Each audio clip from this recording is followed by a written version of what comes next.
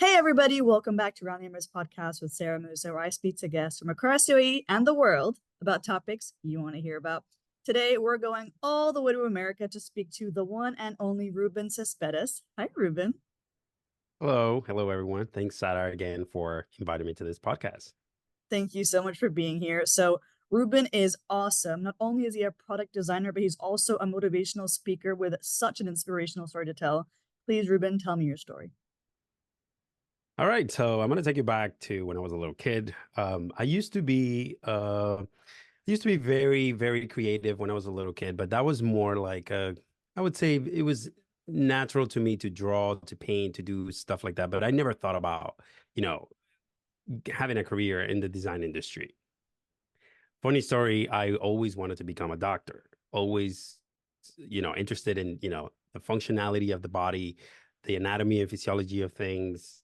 And when we are little kids, Sarah, we always tell our parents like, yeah, I want to become a doctor. I want to become a firefighter. I want to become a police.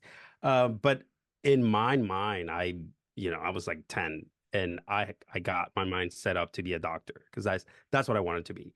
I'm originally from Dominican Republic, so I'm from the Caribbean, so we speak Spanish there. So by the 2001, I was like 17-ish. We moved to the US. And of course, the challenges that we face here, becoming a doctor here in the US, is a lot harder than, in Dominican Republic, of course.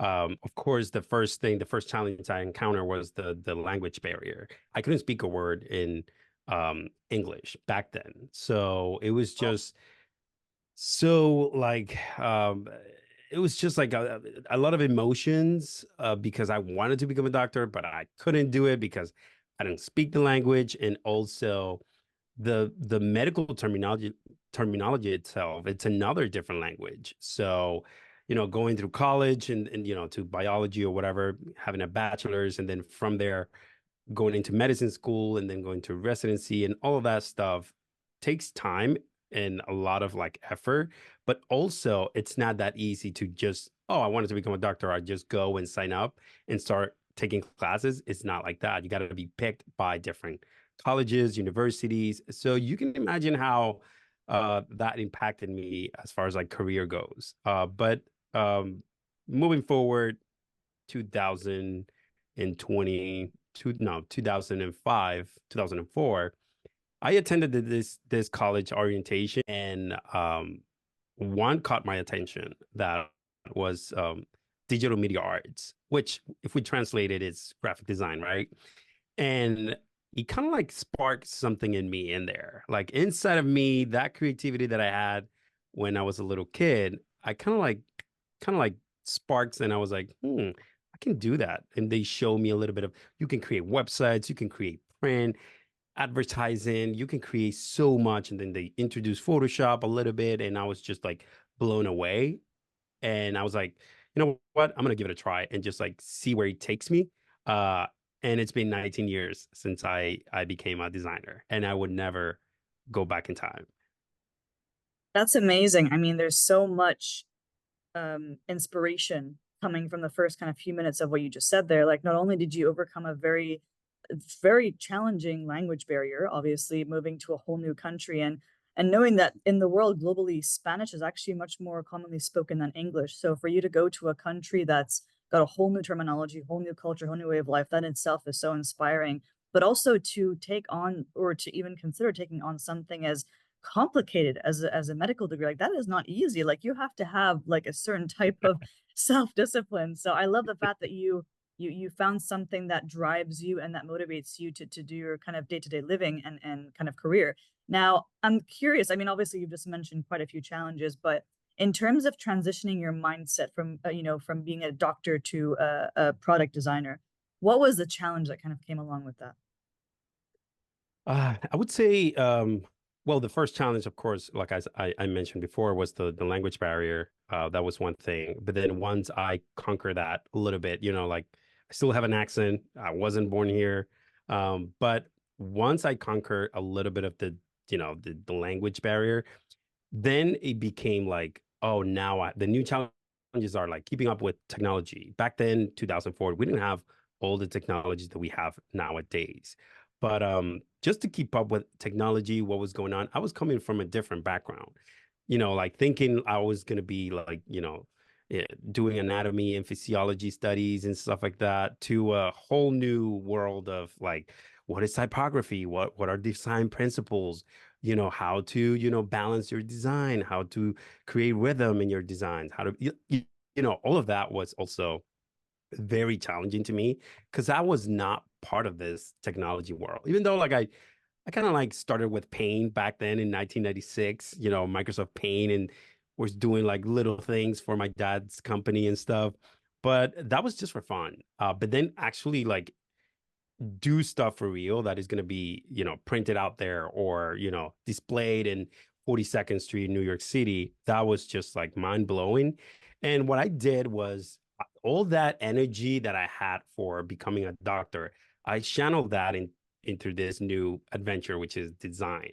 So all of that energy that I had, like I wanted to learn, the 206 bones in the body, all of that stuff, I just pour it like directly into, well, you can tell I'm still, love medicine, even though I didn't go that route. Uh, but I'm still like learning new things about medicine, of course, but I would say most of the time it was just like channeling that energy to learn a new skill. For example, I was having one of the challenges when I became a designer was to translate my designs into, talk to my engineers and developers and translate that into like things that are feasible to do. I didn't understand that because I didn't speak their language. I didn't speak coding. And then back then, what I did is just like, no, I need to learn how to code. So that way I know how to approach, my designs. And by the time it gets to developers, it's going to be a lot easier for them.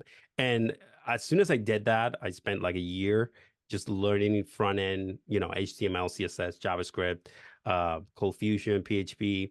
And then that opened up so many doors for me because I was speaking their language. And that, pain point that I had and my, previous developers had, I kind of like took that away because I learned how to code. I knew that what I was designing was feasible to do with CSS, what we had back then, with JavaScript and stuff. And that really opened many, many doors for me. And that was a big challenge, but then I conquered that challenge as well. And then of course, the more you learn, the more experiences you gain, the more challenging your pain points will become. This meaning that, if I learn how to do this and this and how to tackle certain stuff, then the next mistakes that I make are gonna be more, like big mistakes. And then you learn from those and then you grow and then you keep going and finding the new mistakes that you will make. And that's how I kind of like approach things when it comes to challenging and challenges and stuff. I love that. I love that there's a layer of learning every time. You don't just kind of stop and say, "Okay, I've learned the English language," or "Okay, I've learned, kind of how to design my product." You always like your curiosity continues. Like you always want to take it a step further, not just like you work smarter, not harder. Like you're thinking, "Okay, like, Yep. my designers don't understand, or the engineers don't understand how to turn my, designs into a product. I learned coding. That's how I'm going to translate to them." Like I love the fact that you break the barriers like proactively to make sure that what you see is actually kind of the product of Ruben, what you get. And the fact that you can see that like in person, like, in New York or whatever, like seeing your products out there, like that is so cool. And obviously, like you have such an incredible story that you're telling me right now. And I'm curious if there's kind of any kind of situation or experience that really kind of shaped or molded or just surprised you along the process. Yeah, like one thing, like you mentioned, curiosity is one of the parts that you have to like. This is a never-ending career. We're always learning new things. As you know, technology is evolving like by the minute, by the second, and we have to be on top of it. What makes my workflow more effective? What can I create to be more productive? Um, so I think part of, growing in this career, 2007 was a pivotal moment for me because I was doing a lot of stuff. I was doing graphic design stuff. I was doing editorial. I was doing print work. I was doing branding. I was doing a lot of stuff back then. And I said a pivotal moment because that's when I started like switching from print and all that stuff that I was doing to more digital, meaning like more web stuff, more, mobile stuff, even though like in 2007, we don't have mobile sites, or that became like in 2010, 11-ish, if I'm not mistake. But I kind of like shifted my gears because you as a designer you start experimenting with every medium, photography and branding and editorial and printing and all of that. But 2007, that's when I shifted, and I was like, I'm going to create because the digital world is going to take over, and I'm just gonna go ahead and learn as much as I can when it comes to digital, right? And thank God I did. Because we can see how, the impact of having mobile applications and everything is now, devices, right? So I learned as much as I could and starting like dipping myself into UX design. Even though back then UX has been with us for years and decades, but people think like that term came to life in the 2015 kind of ish, but we had it before. It was just like we were just like doing things a little bit different and have different approach. So I learned I immerse myself into learn about the user experience. What does that really mean? And then when I started pitching ideas to jobs that I had, like, hey, we should include for the budget, we should include, I don't know, 5, 10 hours of user experience so I can go in there, know the users, the business objectives. And they were like, you're crazy. We don't have time for that. And I'm like, but it will make, our product better. And also the users will be a lot happier. And you're going to be, you're going to be great because you're going to create that product. And then they gave me the opportunity to do that. And when I did, and I kind of like show them like what the importance of UX, they were like their minds were blown, and then they started adopting like UX into the process. Every time we got a new client, they were like, hey, we're going to allocate some time for UX process. This is Ruben. He's going to either do usability testings or know your users, so that way we can deliver a better product for the users. So that's how I kind of like uh, kind of like transform myself and merge myself into this industry because again, back then we didn't have all of these, amazing resources that we have nowadays. We have YouTube, we have, Skillshare, we have Udemy. You can take a course pretty quick and learn something quick. Whereas before, I have to go into a book, read about it, create it, fail, iterate until I get it right. And then that's how we learned back then. Now it's a lot easier. So I don't know why some people, so many people complain about learning when it's a lot easier. There are so many things you just said that I love. I think my favorite highlights of what you just said is the fact that you stood up for yourself when you knew that there was something that was better suited for the company, and you pushed for it, knowing that it's something that would add value. And after like just persevering, you were able to bring that product through to completion. And the other thing that I love that you just said is how you failed while you were learning, which I think is so important. And I love that you brought that out in your story, that you didn't get it on the first or second time. Like, you keep trying, you go old school, you read the books, and failing the first time doesn't mean it's a failure the whole time. The failure in itself is a learning. And that takes me to my final question for you today, Ruben. What would you feel is a kind of strong message or word of advice that you want to leave with the listeners today?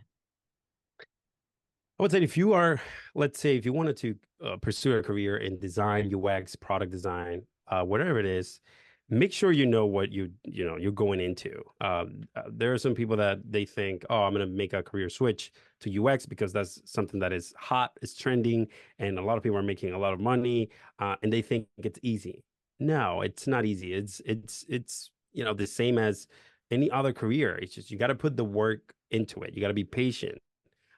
It's not like taking just, 3 months, 6 months boot camp and that's it. Out of the sudden, you became a UX designer and you're going to be making six figures. That's not going to happen. But people think like that. And I want you to think about, and this is something that I tell my mentees, if you wanted to pursue it, whether it's through college or through, self-taught, education is essential. Education is essential whether you go through college, whether you do it yourself. If you do it yourself, it's going to be 10 times harder. And it's because when you do it yourself, you're going to skip foundation stuff that you need. And because you're trying to get things out of the way and just like go ahead and see the end goal instead of enjoying the process, just, be patient, enjoy the process.